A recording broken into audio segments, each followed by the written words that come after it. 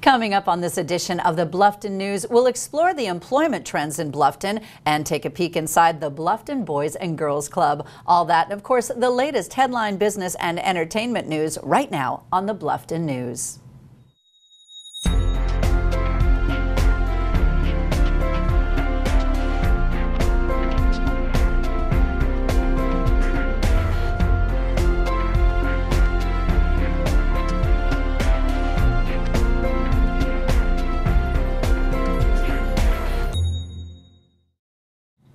Welcome to the Bluffton News. I'm Anneliza Itkor, and these are Bluffton's current headlines. 2 additional civil suits brought by current or former Bluffton police officers remain unresolved in federal court. Officer Mark Dorsey, a current employee and member of the Army National Guard, claims town officials passed him over for a bonus and singled him out for discipline because military obligations ate into his work time. And 3 former minority officers claim in a 2011 suit that their constructive discharges in October of 2007 stemmed from their opposition to discriminatory hiring practices under Chief David McAllister, who retaliated by torpedoing their chances for jobs with Hardeeville. McAllister said those complaints fizzled with the Equal Employment Opportunity Commission because they lacked real merit and will do the same when they reach court. He added that the real cause highlighted by the spate of litigation is the need to reform tort law that incentivizes quick settlements that only encourages more baseless suits. With a fresh suit brought by current officer Christian Gonzalez in June over wrongful suspension and demotion, that brings ongoing litigation involving the McAllister-led department to 3 cases.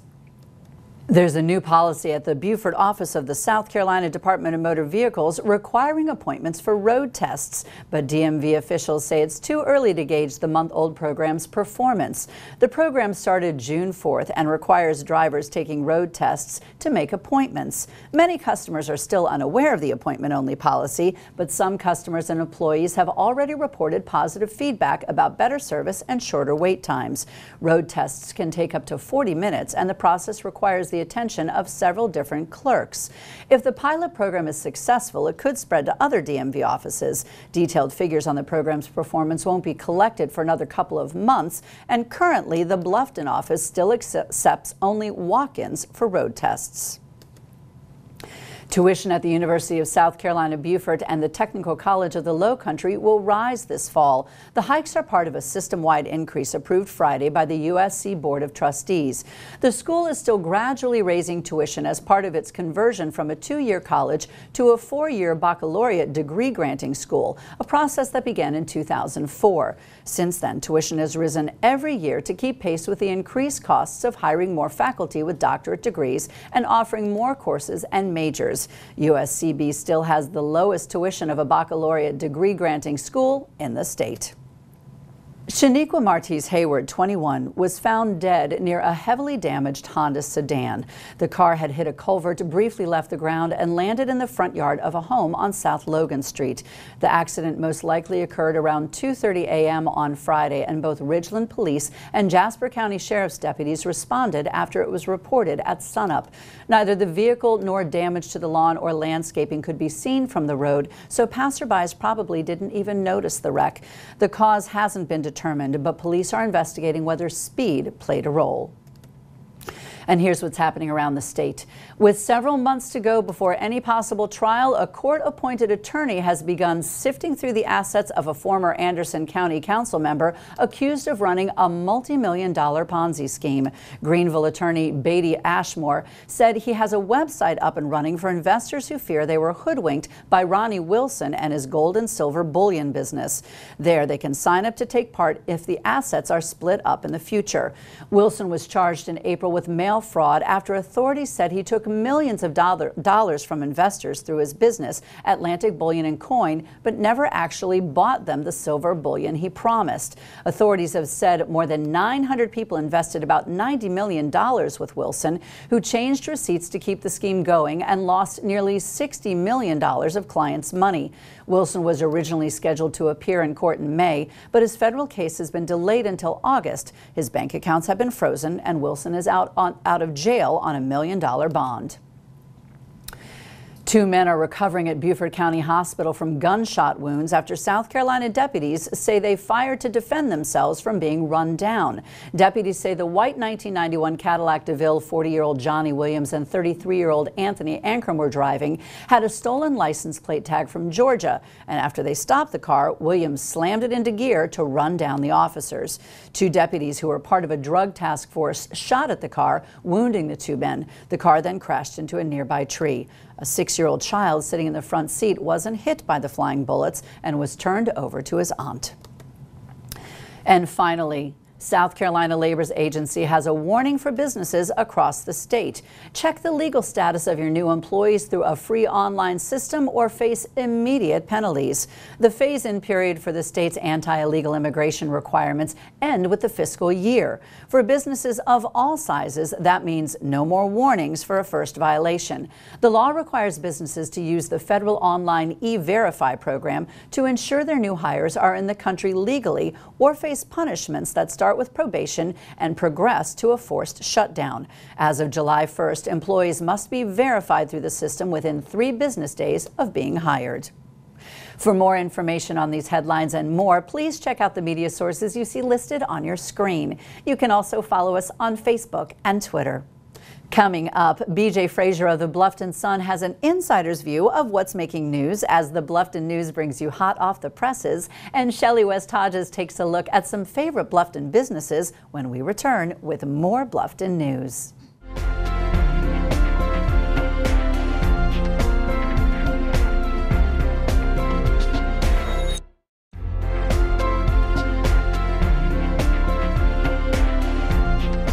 Welcome back to the Bluffton News. Joining me now is BJ Frazier of the Bluffton Sun. So BJ, I understand there's some good news for the ladies in the area. What's happening at Beaufort Memorial's Bluffton Medical Services? Well, the annual mammogram that women have to have performed is always kind of a source of worry from the time the procedures, the test is done, and then when you get the results. What they've done, both at the Bluffton Medical Services at Beaufort Memorial and in Beaufort, is you get the same day results. You'll have results by the time you walk out of there, and that's, of course, one less thing to worry about. I think it's a wonderful service. As far as I understand, it's the only facility in the region that does that, so it's great news. Yes, that absolutely is. I'll tell you, I don't think there's a single woman who exists who looks forward to a mammogram, so anything that they can do to make that process easier is going to be very welcome. Absolutely. So I'll definitely be checking that out. Now, what is this I hear about a new partnership being formed to bring new business to Bluffton? Well, the Beaufort County Council, along with the South Carolina Department of Commerce and the town of Bluffton, are getting together to talk about trying to entice a new business up to Buckwalter Place. This company, and it's code name Project Pants because they don't want to divulge the name of the company just yet, but apparently it might be an existing company in the area that is looking to expand, and what they're going to do is put together a package of enticements, tax alleviation, whatever it might be, and hopefully bring this company to the area because they plan to spend about $11 million over the next several years in building a facility and then hiring up to 100 new employees. The only thing they have to be careful about is that if the company's already here, how do you qualify whether it's existing employees or new employees? So word of the wise, just be conservative and cautious, and hopefully it will just add to the vibrancy of the region. Well, that sounds intriguing indeed. You'll definitely have to keep us posted. Now, I understand that we have some good news from the South Carolina legislature. Yes, as we've reported before, there is a proposed tax increase because of the budget shortfall this year for Beaufort County. And what Senator Tom Davis has been able to do is reconfigure how the formula is done for the state to bring an additional $2.2 million of tax revenue to us. And that's just going to be fabulous because what that may do is forestall any tax increase for the fiscal year. He's to be commended for his efforts, and we look forward to finalizing that. It's Governor Nikki Haley has it to sign, and hopefully it'll be done by the end of the week. Well, and who says there's no good news anymore, right? Absolutely. Thanks, BJ. Thanks. On today's Bluffton Business Report, Shellie Hodges joins us to talk a little about the new, the established, and the global as we bring you the Bluffton Business Report. Hey, Shellie. Good morning, Anneliza. Well, let's start off with the new. A regional favorite, Cracker Barrel, is opening its doors in our neighborhood. What's the scoop with that? Yeah, they just recently actually just had a grand opening on Friday out in the greater Bluffton area of Okatee. And they are officially open today for business. They opened at 6 o'clock this morning, and we are excited to have them here. I think they're going to do a great, phenomenal business out there in that area. Now, what is it that makes Cracker Barrel special? Well, you know, they really like to advertise their rocking chairs out on the porch. And there is a family called the Hinkle family in Tennessee that has been making these rocking chairs for 5 generations. And that is where Cracker Barrel is based out of, is in Tennessee. All right. Now, moving on to an even larger scale, Rico has been doing great in our Bluffton market. Tell us a little bit about Rico. Yeah, Rico, you know, we have a lot of small businesses in town, but people also should be aware that there are some larger companies, and Rico is a global company out of Tokyo. They also have an office in Savannah, but they are covering the Bluffton area in leaps and bounds, and they specialize in IT services and full-line office equipment. And they take care of big and small businesses like Atlantic Community Bank, Beacon Insurance, Family Promise of the Low Country, and their services are wonderful. Now, be a little more specific. What services does Rico offer? They do have full-line office equipment, a lot of copiers, scanners, printers. They also specialize in IT services and storage and management of your information. All right. Now, let's wrap things up with a local favorite. Moore's Variety has deep roots in Bluffton, right, Shellie? Yes, they do. And I grew up in Bluffton, and these folks, I knew the granddaddy. This is a 3rd-generation business, and Morris Rabinowitz opened this business in '72 and passed it along to his son, Jeffrey. And now Jeffrey has his son, Philip, there in the business as well. Now, it's called Moore's Variety. What variety of services do they offer? They do any type of mechanical for your car, towing services. They can do diagnostic on your vehicles. They also have a couple of great mascots there at the store. And those would be? One of them is a hound dog named Jasper, and the other one's very interesting and worth the trip to go by there, at least see Tiny. And Tiny is a 14-foot boa constrictor. Oh, wow. And she is in a large case inside the garage there, and that is Jeff's pet and the mascot of Moore's Variety. Well, that is worth the trip alone. Thanks so much, Shellie. It's always great to hear how Bluffton business is booming. Thank you, Anneliza. Now, when we return, Kevin Kowal from Coastal Connections gives us an update on employment prospects, and Molly Smith takes us inside the Bluffton Boys and Girls Club on this edition of the Bluffton News.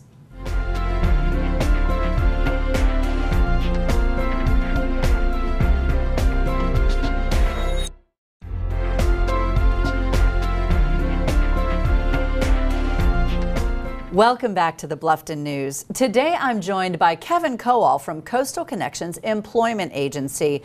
Now, Kevin, in today's economic climate, of course, there's a great focus on job availability. Have you seen growth in the local job market? Oh, absolutely.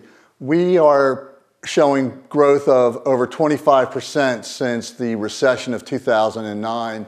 If you compare our numbers this year versus last year, we are showing tremendous growth through the seasons. Tourism always brings people into the island, and that's part of what we do, but the core jobs are much stronger now as far as administrative and professional positions. Now, what do you see as growth markets in Bluffton and Hilton Head? We're in a great spot because we're right between Savannah and Charleston. With Boeing coming into Charleston, they are really reaching out right now to try to bring in more local businesses. So as a result, they're running programs like their ISO 9000 training, where they're trying to get the local manufacturers to be able to supply them with parts. With that, anybody that wants to get ahead of the curve in terms of finding jobs, they can go to places like the technical colleges and sign up for training such as the ISO training or CNC training and be able to step right in as these manufacturing plants are opening up and down I-95 and 17. Well, it's kind of exciting right now because particularly in the Bluffton area, it feels like almost on a weekly basis we have a new company coming onto the scene and offering more job opportunities. Now, what could an employment agency like what you do for our viewers? Well, an employment agency acts as your agent. They can help candidates get in the back door when the front door is closed. It's kind of like Jerry Maguire with Show Me the Money, except instead of paying the agent, the client company pays the agent. So I like to tell people that when you're working with a staffing agency, it's like having a three-dimensional resume. You're walking in, the client gets to see that you're on time, that you are able to do the work, and you're also able to get into places that into jobs that aren't necessarily being broadcast out there through the traditional methods. Great. So you really open up a world of employment opportunity that we aren't going to find just by looking in the Help Wanteds. Well, many thanks for the positive outlook, Kevin. Certainly. Certainly. Thank you very much. Now, for over 14 years, the Bluffton Boys and Girls Club has been helping out the kids of Bluffton. Joining me now is Director Molly Smith. Welcome, Molly. Thank you. Now, I understand that you've got some exciting new things happening at the Bluffton Boys and Girls Club. Oh, we do. We're excited because we're able to extend our hours of operation. For about 88 Fridays, we're going to open up from 6 p.m. to midnight just for the teenagers in Bluffton. That's great. Now, are there going to be special events happening on these new Friday hours? Oh, absolutely. We have a theme for every Friday night. The first Friday night, we're going to start off with a barbecue and basketball. And so that would be basketball mania, if you would. We're going to have basketball movies. We're going to have basketball 3-on-3 competitions, PlayStation basketballs with the NBA. And so we're looking for all those teenagers who love basketball to come out on the first Fridays of every month. And then the second Friday would be music and dance and recording. And we'll also have a Mexican feast, if we would. I know that food is going to be a draw for the kids to come in. So we are looking forward to addressing all the teenagers in Bluffton. You don't have to have a membership. That's the great thing about it. The community is really supporting the club to be able to give teens something to do. And the third Friday will be Best Bag Out Game. And they'll come in and just turn the whole club into a huge electronical games room, if you would. And then the last Friday, we'll do something like a mini lock-in, where we'll offer a host of things like culinary arts or goals for graduation, college tours, and all of that. And this, we're able to do this through the Berkeley Hall Charity Cup Foundation. They've given us a grant, and we're real excited about that. Well, I'll tell you, it sounds like so much fun. I wish it were open to more than just teenagers. That sounds like something I would drop by and do on a Friday night. Well, you're absolutely welcome to come in. We need all the volunteers and help that we can get to make this happen and make it a real fun event for the teenagers. Through an assessment, we realized that there are over 2,500 teenagers in the Bluffton community, and right now we only have 34 in the summertime as members and 84 in the after-school time. All right, so we want to build that membership. It sounds like you've got the programs to do just that. Real quick, how do we get in touch with the Bluffton Boys and Girls Club? You can give us a call at 843-757-2845. Well, thanks for all that you do for Bluffton, Molly. Oh, thank you for the opportunity. Up next, we'll go on location with our entertainment reporter, Rodney Vaughn, and you'll meet our special pet of the week when we come back from the break.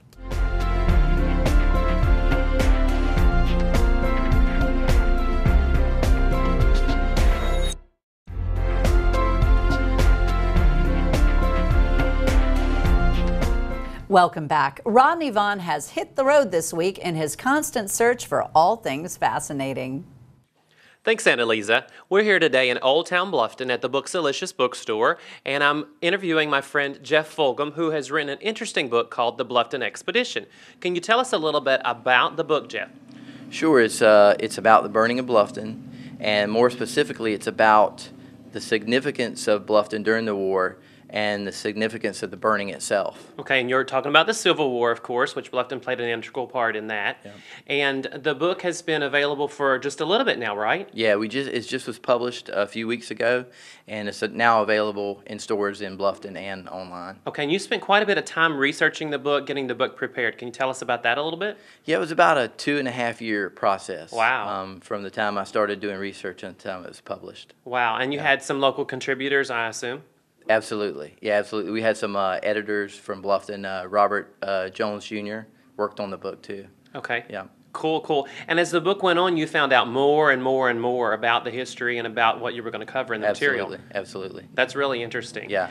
Now, the book is available online at lulu.com. Yeah, if they go to lulu.com, that's LULU.com, and then just do a search for the Bluffton Expedition, and the product page will come up. And it's also available right here at Booksalicious in the Calhoun Street Promenade. That's awesome. Yeah. That's awesome. And you've had great success with the book sale so far. Absolutely. For a self-published book, it's doing rather well. Wonderful. Yeah. It's a nice, easy read. Yeah. The book is really put together extremely well, and I want everybody to take the opportunity to check it out.